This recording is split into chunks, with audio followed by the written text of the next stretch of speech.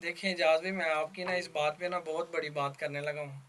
तो ये मैं और ना अपने दोस्तों के लिए ना एक मैसेज भी कन्वेयर करूँगा कि मेरे जो दोस्त हैं ना, जितने भी, ये नहीं रोमानिया में, ओवरऑल कंट्री में जितने भी लोग, वो आपके मेरे भाई मेरे दोस्त जितने भी ओवरऑल पूरे यूरोप में और पूरी दुनिया में हम पाकिस्तानी जितने भी काम कर रहे हैं ना, जब हम ये देखते हैं ना कि यार काम भी ना करें, ये भी कर लें, और वो जिसमें हम पंजाबी में कहते हैं काम चोरी, उसमें मैं आप सबको यही मैसेज दूंगा। भाई हम बेसिक मालक को और दूसरी चीज़ों को कुछ नहीं कह रहे होते और हम खुद को धोखा दे रहे होते हैं।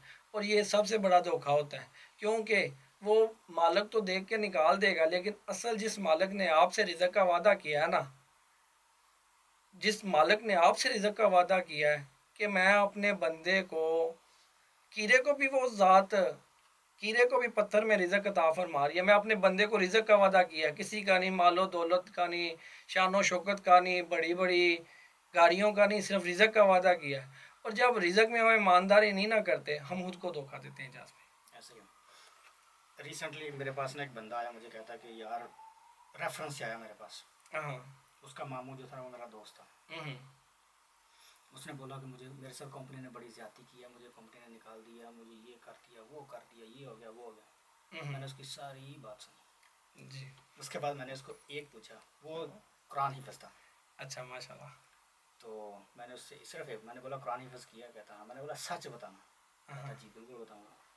मैंने बोला ईमानदारी से बताएं, काम के दौरान फ़ोन यूज़ करते थे? जितना काम का आपसे वो ऑब्जर्व एक्सपेक्ट करते थे उतना काम करते थे? कहता नहीं। मैंने बोला क्यों? कहता कि बस मैंने सोचा कि चल रहा है तो चलता रहेगा। बिल्कुल। जब आपने अगर रोमेनियन मेंटेलिटी देखी हो, आप बेहतरीन एग्जांपल है, 4 साल से एक ही कंपनी में, जाहिर वाला बात है आपका इंक्रीमेंट बहुत ज़्यादा बार लगा होगा। आपने काम करके दिखाया, वो आपसे पूछे बगैर आपकी सैलरी इंक्रीज़ करते हैं नहीं करते? बिल्कुल करते हैं जी। मुझे नहीं पता कि उन्होंने किया नहीं की, लेकिन ये मेरी एक्सपेक्टेशन है, क्योंकि मेरे साथ भी ऐसा ही हुआ कि मैंने काम करके दिखाया कंपनी को, कंपनी ने ऑटोमेटिकल इंक्रीमेंट लगा के मुझे कहते हैं आके साइन कर दो पेपर के ऊपर। मैंने बोला ये किस चीज़ का पेपर है? कहते हैं आपकी सैलरी बढ़ गई। हाँ हाँ हाँ, ऐसे ही है जी। हमारी कंपनी भी हर 6 माह बाद और साल बाद इस पीरियड को, और जैसे जैसे हम अपनी परफॉर्मेंस को बेहतर से बेहतरीन की तरफ लेके जाते थे, क्योंकि मैं समझता हूँ कि जो वो उस चेयर पे बंदा बैठा होता है ना, जो देख रहा होता है, उसे ओवरऑल पता होता है कि मेरे जो एम्प्लॉई हैं, ये लोग हैं, ये दूसरे कंट्री से आए हैं, पता नहीं इन्होंने रात का घर में जाके खाना खाना है, ना इनकी माँ यहाँ पे है, ना बहन है, ना ये बुखार में होंगे तब भी इनका कोई नहीं आएगा। ऐसे और इन और सिंपैथी है उनकी। ऐसा ही है। सही बात बताऊं तो उनकी सिंपैथी है हम हमारे साथ, लेकिन हम उसका एडवांटेज लेते हैं। बिल्कुल, मैं वही कह रहा हूँ कि अक्सर तो ये लोग ये भी सोचते होंगे कि यार ये प्रदेश में है, इनकी वालदैन है, सब कुछ है, बहन भाई हैं, वो कह लें कि आते होंगे, नहीं आते होंगे पीछे से, सो घर की यादें आती हैं, काम से फ्री होते ही हम खुद, सच में एजाज भाई, काम से फ्री होते ही घर कॉल करनी, अम्मी से बात करनी, ऐसे फिर अभी देखें फैमिली यहाँ पे आ गई है। वही एक ज़िंदगी का एक हम आधा से ज़्यादा हिस्सा, कभी कभी तो हम पक्के पक्के यहाँ पे शिफ्ट हो जाते हैं कि यार अपना जो, जहाँ पे पैदा होते हैं। और ये सारी चीज़ें जब आपको एक मुल्क दे रहा है, आपको इज़्ज़त दे रहा है, आपको आपका रिज़्क दे रहा है, और सारा कुछ एक मुल्क आपको दे रहा है, आप पे लाजम हो जाता है उस मुल्क के लोगों का और उस मुल्क का एहतराम करना। बिल्कुल सही कहा।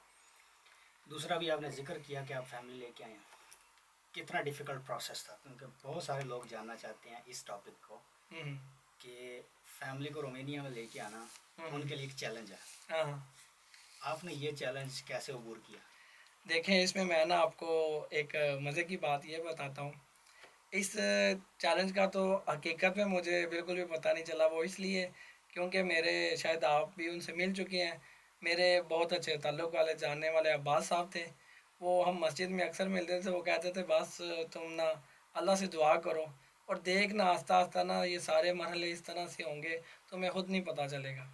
और हकीकत में यहाँ पे मैं आपको बता नहीं सकता, सबसे पहले अल्लाह की ज़ात पाक ने मेरी मदद की, और अल्लाह की ज़ात पाक ने ऐसे ऐसे लोग चुने और लोगों के दिलों में डाला, और वो समझ लें कि मुझे पता ही नहीं था होता कि मेरी मदद को कौन कहाँ से और कैसे आ रहा है। और इस तरह से ये समझ लें कि जो अब मैंने पेपर सबमिट किए वो स्टेटमेंट का और जितना भी ये प्रोसीडिंग था घर में वेरिफिकेशन का, सब ऐसे ऐसे वो हुआ।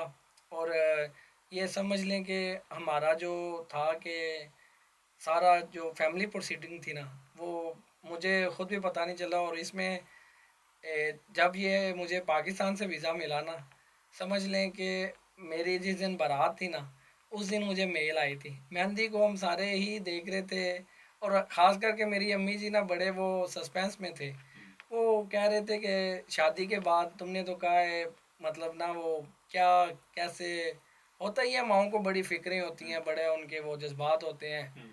तो कहते हैं क्या कैसे करोगे, तुम बाहर से आए हो, बाहर चले जाओगे। मैंने कहा माँ जी दुआ करें, अप्लाई किया हुआ है, अब देखें क्या जवाब आता है। तो वो सोच रही थी शायद जवाब आ गया, जितना मेरा बेटा खुश है, मैं तो खुश था कि यार शादी हो रही है।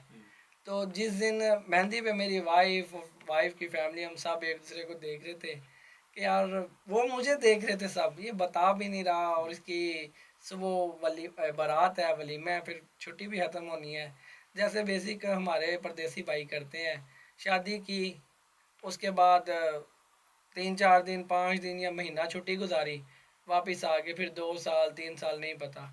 और हकीकत में ये मैं, आप खुद देखें कि आप अपनी बेटी के लिए या अपनी फैमिली सिस्टर के लिए क्या चाहते हैं। हर इंसान अच्छा ही चाहता है। तो ये एक अजीब सा सिनेरियो है जो हमारी जो ज़िंदगियों में आता है ना, और ये एक बड़ा इम्तिहान ही कह लें, मर्द और औरत दोनों के लिए। तो समझ लें बारात वाले दिन मेरी मेल आई थी, और वलीमे के बाद हम पासपोर्ट ले गए तो वो खुशी हुई थी। नहीं तो वो समझ लें कि ऐसे ही था कि पता नहीं साथ आना या नहीं आना। इस तरह से मेरी फैमिली यहाँ पे आई है। चलें, ये तो होगी स्टोरी जो कि आपकी इमोशन से रिलेटेड है। बिल्कुल। प्रैक्टिकल वर्क बताएं, रोमानिया में कैसे किया अपना paper work? Paper work through via मैंने वकील के ज़रिए किया। उसमें मुझे कह लें कि सबसे पहले ज़रूरत पड़ी घर के कॉन्ट्रैक्ट की, स्टेटमेंट की, कंपनी के जो मुझे कह लें कि सैलरी स्लिप्स, मेरा कॉन्ट्रैक्ट वगैरह, ये सारे मैंने प्रोसीड करके, मेरे घर के करीब ही एक वकील रहती थी, तो उससे मैंने वो सारे पेपर दिए। तो उसने अपनी फ़ीस वगैरह चार्ज करके और कितना मुझे टाइम लगा? 90 डे का टाइम दिया था, और शायद 90 डे से 15 20 दिन पहले ही मेरा ना वो पेपर आ गया। और वो मैंने पेपर जब पाकिस्तान भेजा, तो पाकिस्तान से कुछ डॉक्यूमेंट्स थे, स्टेटमेंट वगैरह वाइफ की, वो पुलिस करेक्टर हाँ जी, certificate, police character certificate, insurance. Insurance, उसके बाद आपकी ट्रैवलिंग इंश्योरेंस, तो अम्बेसी की फ़ीस, और ये सारे डॉक्यूमेंट्स लेके उधर मेरी वाइफ अम्बेसी में चली गई। उनसे 2 4 सवाल हुए कि आप वर्क करती हैं यहाँ, नहीं करती। तो उन्होंने बताया मैं हाउस वाइफ हूँ, जैसा कि पाकिस्तान में हमारा कल्चर है। उन्होंने कहा तुम रोमानिया जाके काम करोगी? उन्होंने कहा जी करूँगी। तो ज़ाहिर सी बात है अपने हस्बैंड की हेल्प करेंगी। तो इस तरह से 2 4 सवाल किए उन्होंने। तो उसके बाद उन्होंने उस टाइम दिया कि ठीक है आप इस टाइम के अंदर ना दोबारा